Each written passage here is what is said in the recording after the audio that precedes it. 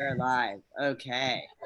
Um, great. Mira, To whoa, can you still see me? hello, niñas. All right, India. Hablamos conmigo, ¿no? India, you prefer they them? Yeah. Okay. But I don't care. You can put both. I don't want people to get nervous if they mess up or whatever that means. Exactly, which is I think is really kind of a cool thing to start off with, which is like we're really here to unite and to be in support of all of our various communities. So we ask for our pronouns to be respected, and if people make a mistake or say something else, that's cool. Just correct yourself, move on. It's all good. That was for people who want to respect my pronouns. I don't mind if they make a mistake. Exactly. That's great. I love the background, the Trans Santa background. So for everybody that's tuning in here, I'm Michael D. Cohen. You're on my page, so you probably know who I am, but you probably came here from various different directions. And I'm going to introduce who we have here. We have an amazing group. I'm so proud to be in their company. Indya Moore is here, who is the star of Pose, as you know. Chase Strangio, who is the famous ACLU lawyer that has done amazing work on behalf of LGBT rights. And Danielle Pretsfelder, who is a very important person at Nickelodeon, who is one of the main casting team. And not only that, is also on what I guess was formerly called the Diversity Committee at the Casting Society of America. Now it's called the Equality, is that it? The Equity Committee. Is and in charge really of the co-chair, really in charge of making sure that casting becomes a more equitable, more diverse effort and has more results that are more in line with the diversity movement as it is moving forward. It's amazing. It includes LGBT people, and especially as we are focusing on now, people of trans experience. So we're gonna talk about our mutual initiative. So Chase and Indya are working on something called Trans Santa, and Danielle and I are working on something called the Trans Youth Acting Challenge in partnership with Nickelodeon. So why don't we start with Chase and Indya, if you want to tell everybody a bit about Trans Santa and what it is. Indya, you want to kick us off? Chase? Okay. I mean, okay. Just cut me off, Chase, because you know I go on a tangent. I love your tangents. You start and I'll fill in. Thank you. Well, Trans Santa was really born out of a feeling of desperation, a very, I think there was a spike in faith happening at the same time where there was a spike in anxiety, fear, concern, and really just like a lot of worry for the trans youth who are coming into this world and being introduced to it in the state that it's in right now. And so we were really thinking about that. We came together. Chase hit me up. He said, Indya, we have to do something for the kids, for the babies, for our community, for our people, and a text message. And at the same time, this is the same day that I expressed a grievance around the way that people speak about trans people online. And it was during a time where there was a larger conversation happening, but it was particularly focused on a particular person and not the thing. And that bothered me a lot, that we were having a conversation about a person's life as opposed to a particular system that affects all trans people. And so it was just like so much of, I think, the way that we are seen and spoken about online, in addition to the very real legislative actions and activities that have been happening that are very anti-trans. There were 50 bills that were written in 2020 anti-trans 50 anti-trans bills were already written, and there are a few that are already being passed and prepared to be passed next year. So there's just like a lot of messaging that was there was a lot more messaging that was visible around the speculation of transness and trans people, and there was a lot of messaging that was more centered around just trans people not belonging here. And you know, we all know that this isn't the dominant narrative, because it's not the truth. And so we wanted to find what that dominant narrative was. And, you know, we know that we're loved. We know that we are loved in mass. We know that we are loved by more people than we are feared by. And so I think, like, when I was scrolling down Instagram and I saw this UPS registry link that somebody had created for UPS, the delivery service, for people to just go on there and purchase gifts for folks, whoever they wanted, like random gifts. And I was like, is there one for trans people? Because if there's one, you know, maybe we could support it. And I looked and there was none. So I'm like, we need to make one, like, for trans people. This could be a thing. And so this thought happened because I saw the UPS thing and I was inspired, but it was Chase that called me into action and called us into action and really pulled the team around us to get the work done. And, you know, Chase is a genius. Chase is very well versed on all of the politics and all of the political warfare that is being launched against trans people. And they have a very clear familiarity, and, you know, Chase holds a lot in his work. And so, you know, coming together to support each other and our wider community through each other just happened really organically. It was just like, Indya, we need to do something like now. And I was like, there was this thing that I saw, Chase, what do you think about this? And then Chase was like, yo, this is what it could be. This is what it should be. And then Chase just built this entire freaking foundational system out of just a little thought that I was just like an idea. And, you know, it bloomed. I think that it's really beautiful that this initiative is demonstrating how much access to love trans people have and deserve. If there were just only the connection to make it happen. So Trans is really a conduit for love, you know, and I think that right now a lot of trans people need to be affirmed by more messages that we are loved than messages that we're not. So that's what Trans is made of. Chase, do you want to go into a bit about, like, just the logistics, how it works? Yeah, I do. And I just want to say too, you know, something that Indya was saying. For a second, I thought I was on mute, which would have been perfect, really.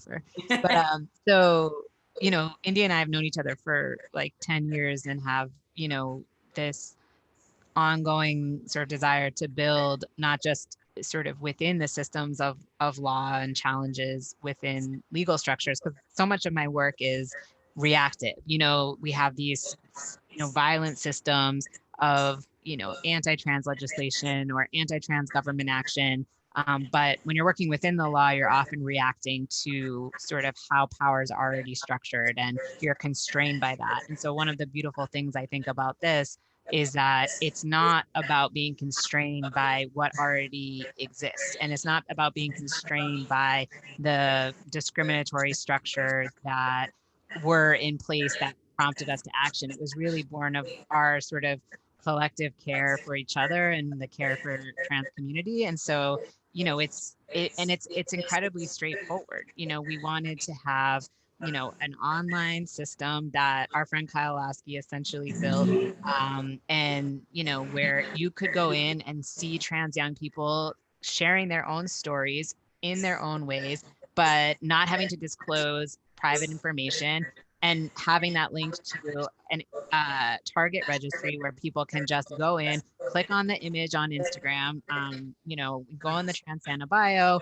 and then there's, you know, a secondary page that has all of the different Instagram images, and then you just click on them and it takes you directly to the person's I keep almost saying Amazon, which is not what it is, the Target registry, and you're able to purchase, you know, gifts that then get shipped directly to young people who are getting what they're asking for. And you know, there's no policing involved. We're not, you know, deciding who's worthy. We're not deciding what's appropriate for gifts. You know, this is about people declaring what they want to make themselves feel happy. And you know, when you have access to, you know, different types of resources, you're able to, you know, experience the joy that you're seeking in a multitude of ways. And we want to expand people's access to that, whether it's, you know, access to gender affirming care through gift cards, whether that's access to a Nintendo Switch or a television or a computer or clothes. That is really what this is about, is, you know, creating an avenue for people to say, this is what will bring me joy in this moment. And this is how other people who have financial resources can give that to me directly. And I just, one other point about the legal system is that, you know, when you're fighting battles within the constraints of the law, you're the thing that you can win is often constrained because the law really limits what we can declare about the future that we want. And so one of the things I love about this is that it's building out joy, love, and collective care, which I think is more transformative than what we're able to do with systems of litigation or legislative reform. So it feels really perfect and beautiful. And I'm really amazed by how much was able to get done with, you know, trans. I think like people really respond to being able to identify with the things that people are asking for and need. Like, you know, it's like, you're like, wow, that's a need that I have too, or that I had. I remember when I needed this.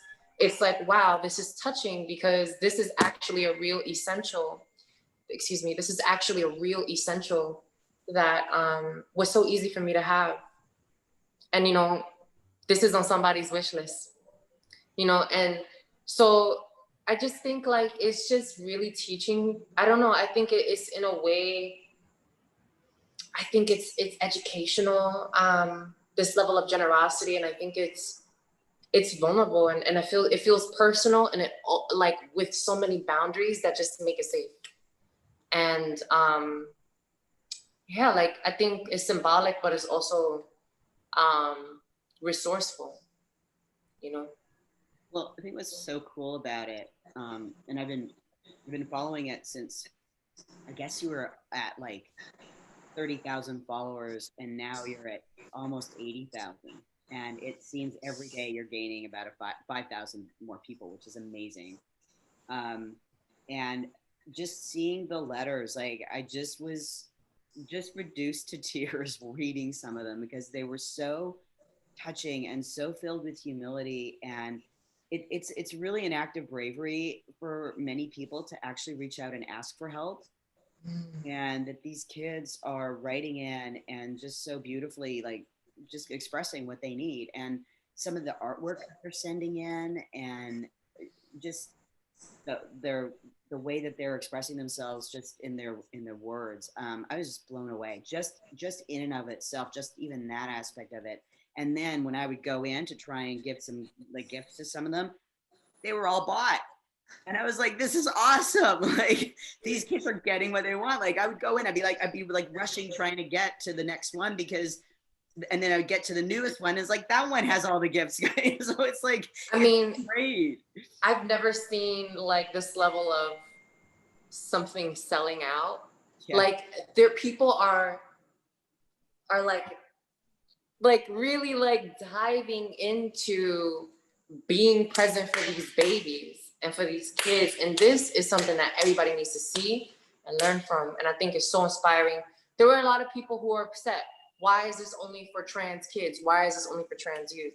And I think that those questions are valid, of course, for somebody who is in need to see somebody else being attended to. Why don't I have this access as well? I think for those of us, the timeline of accessibility is much shorter than for trans people. There are trans youth who go into a cycle of need that stays the same for a very long time, and their needs aren't met as soon as somebody else's might be. So like, what would it would take one person to get a youth from here to here to get what they need. It would take somebody else who is more marginalized than them in this world, maybe this much more time and effort and labor and distance, you know, from what they need. And so, you know, I think that it's just important to note that, like, you know, to acknowledge that, yo, you know, these aren't just kids who are trans and that makes them special. No, these are kids that so many of them are affirmed by their families, hopefully,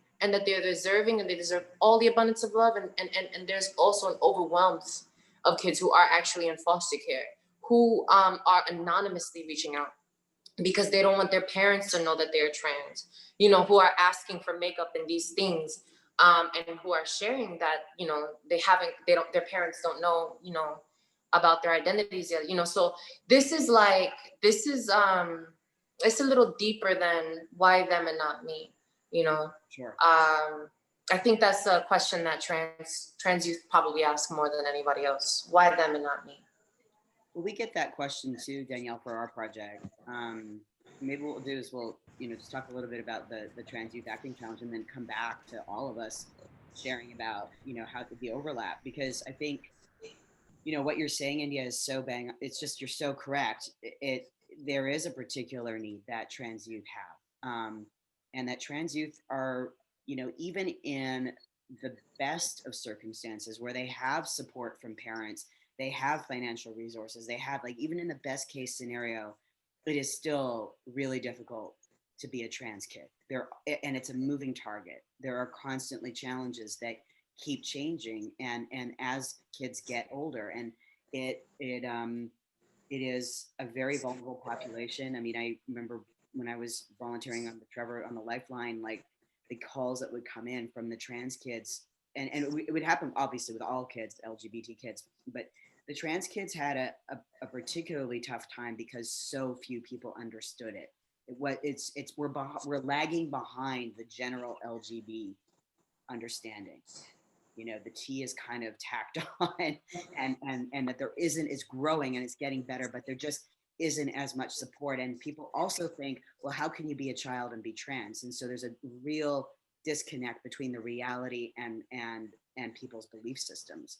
So anyway, so I wanted to do this project because I felt that I was getting a lot of messages and DMs from kids after I disclosed in Time last year, and they were like, I want to be an actor, but I'm afraid that if I'm trans, or, you know, or some non-binary, whatever their situation was, they felt that they'd be limited.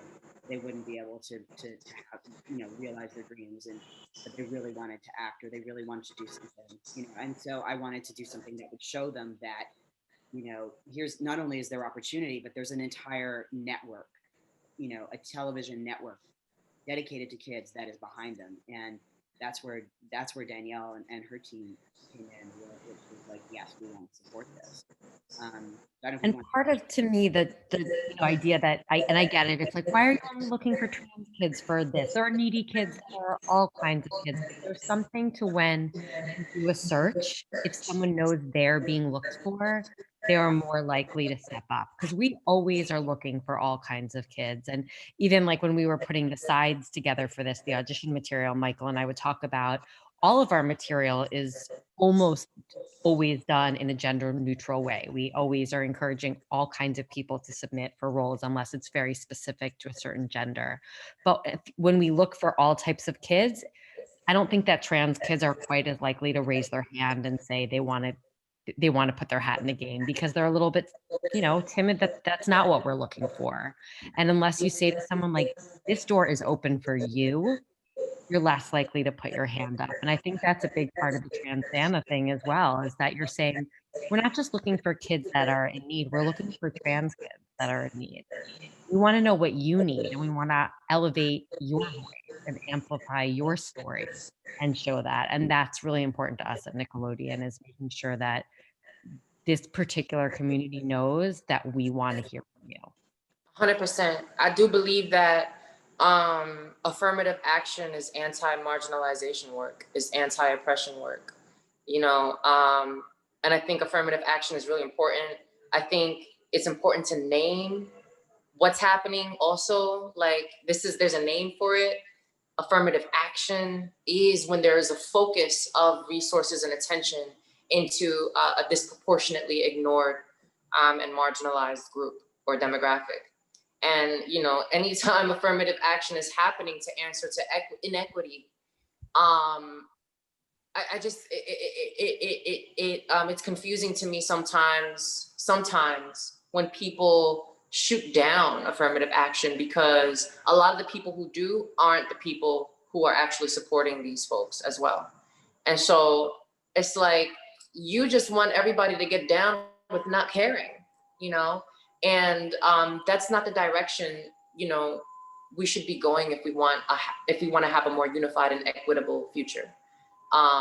You know, we need to see the importance of affirmative action when it's happening, I think. But Michael, you know, I think like the initiative that you and Danielle put together is so genius, and I really connect to it so much because it's always been a part of my imagination. Like, why doesn't this exist? This is something that I want to do when I want to be an acting coach for trans kids. I want to, or trans people in general. I actually wanted to teach acting to trans people, and the reason why is because I feel like because I think that it's a privilege in the time that I've had to identify with myself, because I transitioned very early, and to understand my emotional spectrum, to have a familiarity of what I'm like when I'm angry, enraged, elated, happy, loved, in love, you know? So like, I have had the time to really thoroughly experience all these things within my body for some time. And I think like, I just want to name that that's a privilege to have that time. And I just want to note that I know that this is something that other trans people experience too, because I've been in conversation with other trans people who are actors. But sometimes I feel nervous expressing myself authentically because in acting, because I feel like, you know, what if I express myself authentically and my rage isn't, my rage makes me get misgendered. People misgender me because I'm enraged or I'm angry, or they feel like I'm less, you know, if I was a woman identifying, or I'm less of a woman because look at this anger, or whatever it is, you know, whether it's somebody, you know, the way your voice sounds when you're upset, like, oh, you know, going there can be dysphoric for trans femmes, because trans femmes are taught very early. I mean, women, femmes, period, are taught very early that we can only feel within a particular spectrum, but especially trans femmes, that pressure is put a lot on trans femmes, but it's also on men too. Men and women, femmes, masculine folks are given a spectrum, a circle within which they can experience emotions. Men get to feel and be angry and express those things, but femmes don't get to do that, right? And so like going there, I feel like for me at times has made me feel dysphoric, because I'm like, you know, what if these cis people, this cis audience is seeing me in my humanity and they're unlayering me and picking me apart, you know, because they've never seen you know what I mean? Like a trans person in their full humanity. And so that was like one of my challenges imposed. Like, I was like, how far am I really willing to go in my emotionality? You know, in certain situations. And I struggled, you know, there were certain times where, you know, I wasn't ready to express the range that was demanded of me, because I was afraid. I felt insecure. I felt subconscious, you know, about how how my humanity would be perceived coming out of my body. And I think that is so connected to trans. I don't know, do you relate to what I'm saying, Michael? Yeah. Do you understand? You get me? But anyway, you know, I don't know if it's relatable to a lot of people, but this is something that I feel and that I think about often. It's like, how much of ourselves are we allowed to be in this world? And if we can't be all of ourselves in this world, how are we going to translate that into camera? Well, that's what I really want to get. I bring up such a beautiful point because people of trans experience have a very unique set of needs with regards to creative expression, and not everybody acknowledges that. And I recently had the privilege of teaching a class just for folks on the transmasculine spectrum. So it was just non-binary and trans guys. And it was one of the most beautiful experiences I've ever had as a teacher. It was so moving to me because the people in the class were willing to open up in a way that I'd never seen before, because they were all surrounded by the same people with the same kinds of experience. And it was so supportive. And I remember too, like, I mean, I've been at this for a while and I transitioned 20 years ago, right? So I've been going through different phases of confidence in my acting and phases of lack thereof, you know?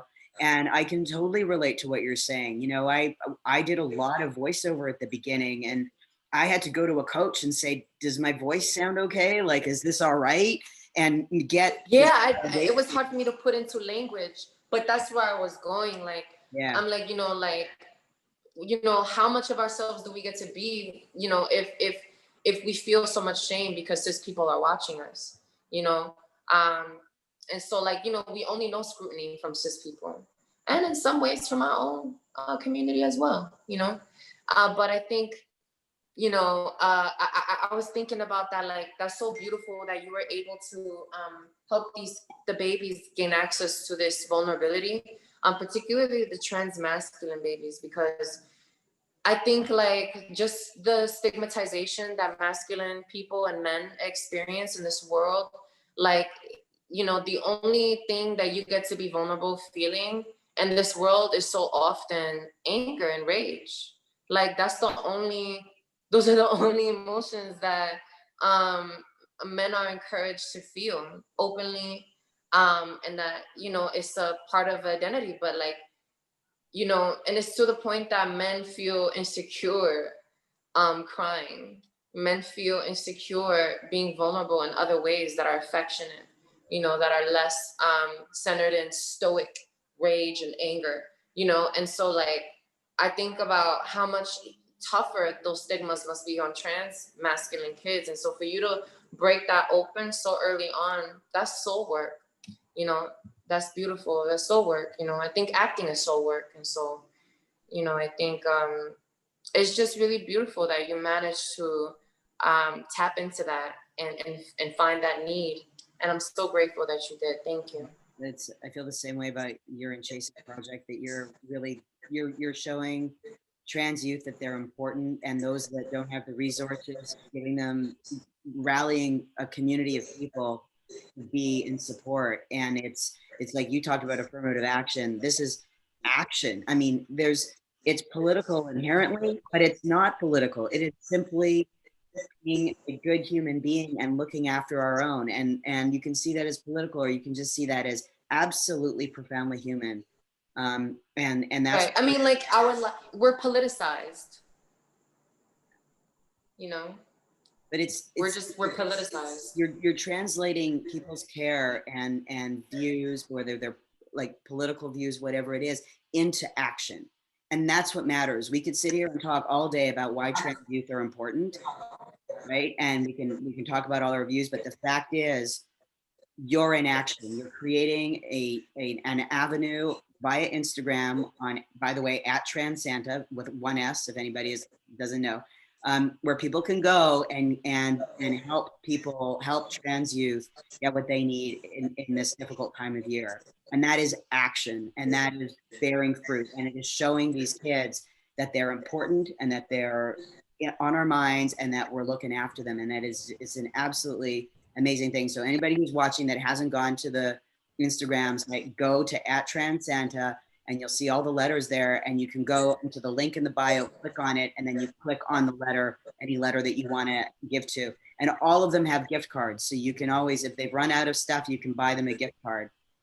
And I love that it empowers allies as well. Like and it makes it like fun. Like I was like, oh my gosh, I found the perfect gift for this person. And you get to write a note, so I can say like I bought someone a camera. So I get to say like I hope everything you capture in 2021 is picture perfect, or like some stupid thing that made me feel like, but I get to shop for somebody and see that it's exactly what they want. It's not just a camera, it's a purple camera. You get everything and you get to know when it's delivered. But honestly, whoever built that website is brilliant. So seamless. Is that you, And transyouthacting.com, okay? Because acting is soul work. It's therapeutic too. But also, I think when trans youth are separated from their families and unaffirmed by the world, it's very hard to find your way into adulthood disciplined. And this training that Michael is doing for trans youth is really helping kids to access that discipline that is required in this field, in this industry. We don't talk about the discipline enough, but that discipline, I think, is really important for people's adulthood and life skills in general. But it's definitely something that I think Michael offers through transyouthacting.com. And you should go, because if I was your age, I would. That didn't exist for me. Shoot, Michael, I'm gonna sign up anyway. You're always invited. Hey, Chase, do you want to add anything about anything we've been discussing? I've been sitting there with your headphones on listening, but want to... Yes, my gamer headphones. You can all appreciate the aesthetic that I have to offer. No, I mean, I think I spend so much of my time, reading horrible bills about trans people being in court, with this entire anti-trans movement that has globally been given a lot of momentum. And as Indya said in the beginning, this moment in which the rhetoric is very much around stopping people from being trans, and this idea that our transness makes us a target for structures of power to try to prevent us from being who we are. And I do think that, one of the antidotes to that is us as trans people caring for each other and building out our own systems of resistance, which is part of our trans legacy, to say, yes, there are these institutions that are claiming our existence to be fraudulent or deviant or criminal.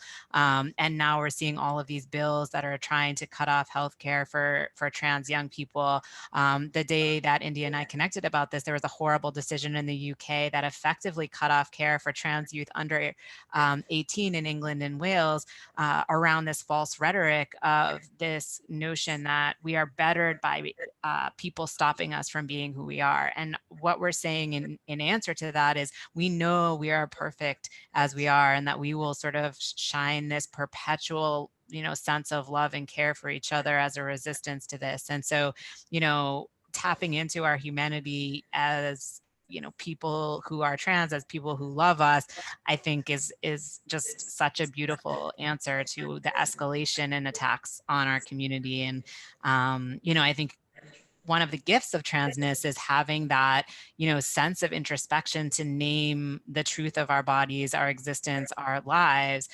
which, allows us to tap into a range of emotions, to a range of embodiment. And if there's young people out there who feel that they can access the superpower of their transness and channel it into acting, and be seen and loved, I think that's just so beautiful. And I'm glad that you're making space for that. And then for the trans people who are writing into Transcena, maybe you want to, sign up for the acting challenge, and that, that there's just so much possibility, and there's more possibility to claim your dreams when you're given, the basic resources that you need. And that includes, clothing and hormones and, a truck or a stuffed animal or a blanket, because that, we should be able to wrap ourselves in love and coziness.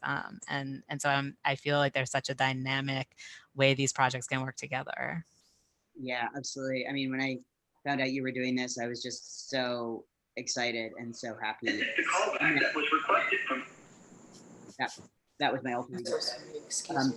So, but I think what's really great is that there's initiatives like yours and like mine, like Danielle's and mine, to support trans youth and bring them up. And like you're saying, Chase, there's a lot of stuff going on in the world that is undermining the existence and the rights of trans youth. And so we got to step up. And I'm so glad that you were all able to do this afternoon or this evening for many of you. I have to apologize to some of the people watching that the comments somehow are not coming in. So if you are sending questions in through the comments, they're not actually showing up on my Facebook page for me to scroll through. So, but there are ways of getting your questions answered. So for the Trans Youth Acting Challenge, you can go to TYAC, which is Trans Youth Acting Challenge, TYAC@nic.com. Send us an email and we'll be able to answer your questions. If anybody needs to reach out to Trans Santa and has questions, how would you prefer they do that?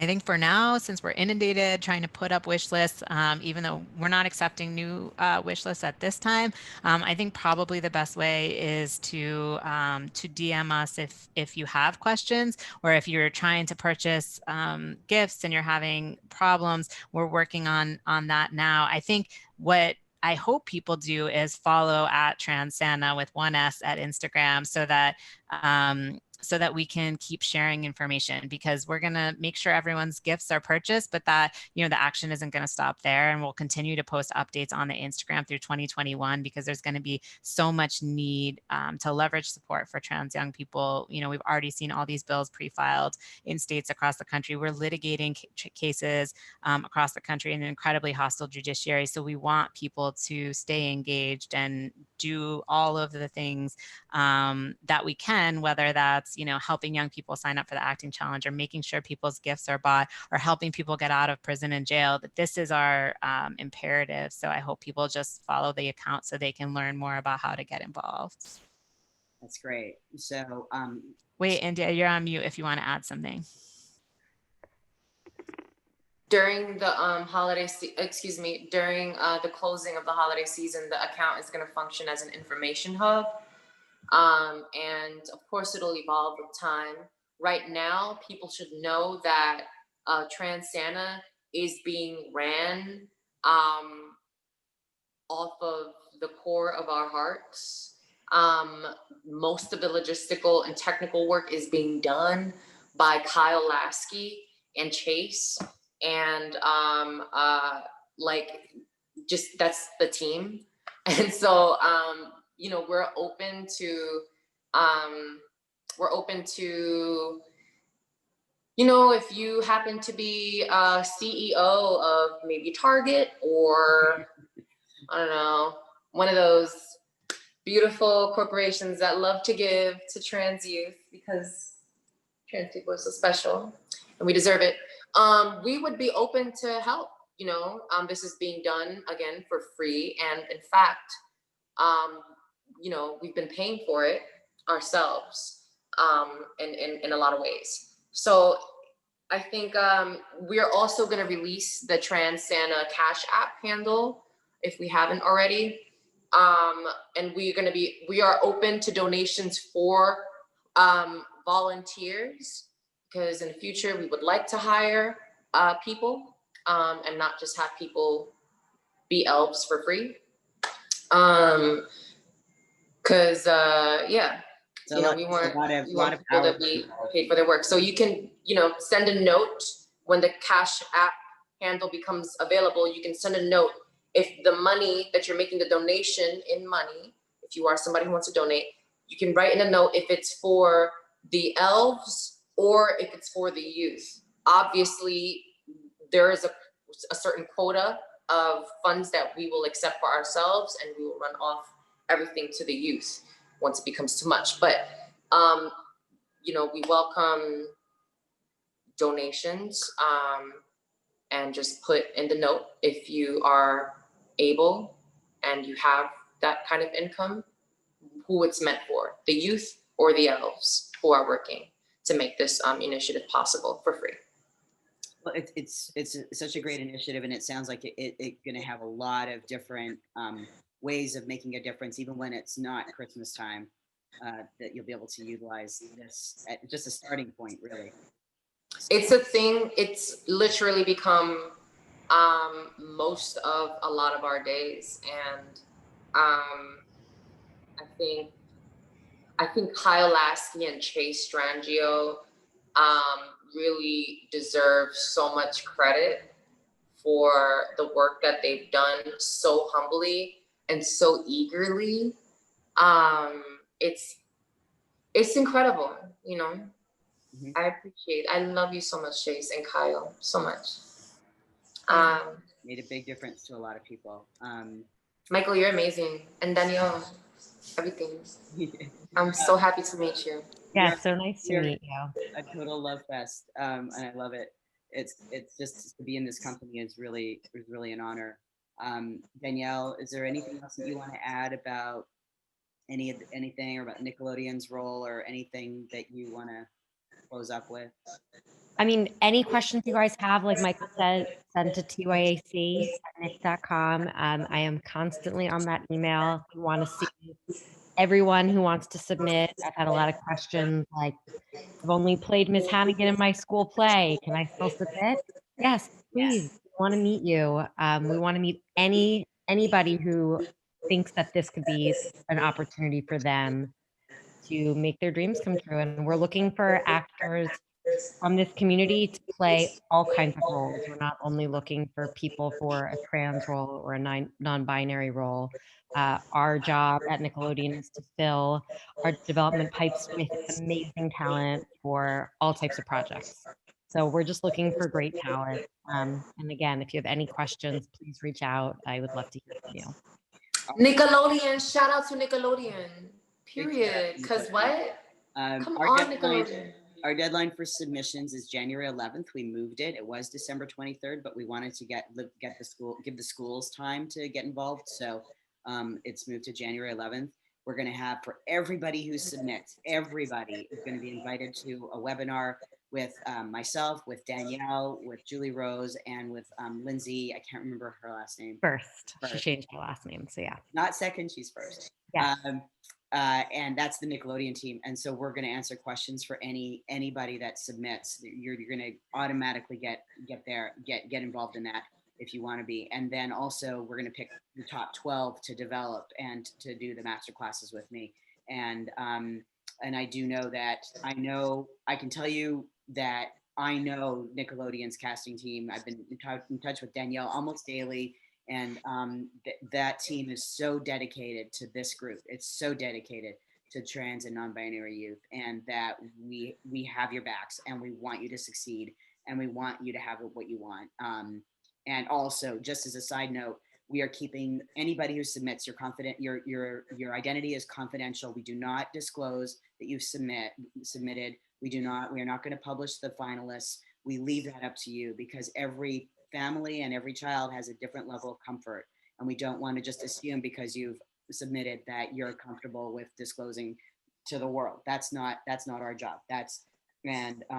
We want to keep that safe for you. So please know that. And anything anybody wants to add before we close? Thank you. Thanks for Nickelodeon, Danielle, Michael, y'all better work, because this is revolutionary, and it feels for real. It doesn't feel like a